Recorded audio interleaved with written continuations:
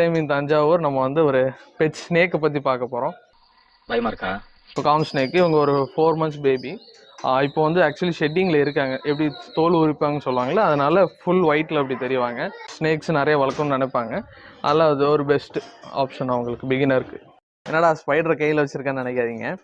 இதுதான் வந்து டரன்டுலா exotic species. இப்போ வந்து சைஸ் வந்து மேக்ஸிமம் வந்து 7 inches வரையும் வருவாங்க. 7 inchesனால் நல்லா நம்ம உள்ளங்கை சைஸுக்கு வந்து வருவாங்க நினைக்கிறேன். இவங்க ஹைஸ் இது.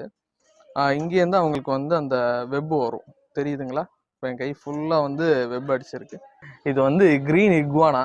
இது வந்து அமெரிக்கன்லலாம், அமெரிக்கா, ஆஸ்திரேலியா தான் நிறையா இருக்கும்.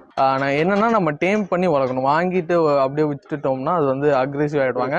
அப்புறம் இந்த இவ்வளோ பெரிய வால் இருக்குல்ல, இந்த வாளாலே நம்மளை பட்டுன்னு அடிப்பாங்க. அது இது இவங்களை நீங்கள் வந்து டாக்ஸ் மாதிரியே லீஷ் போட்டு ரோட்டில் அழைச்சிட்டு போகலாம்.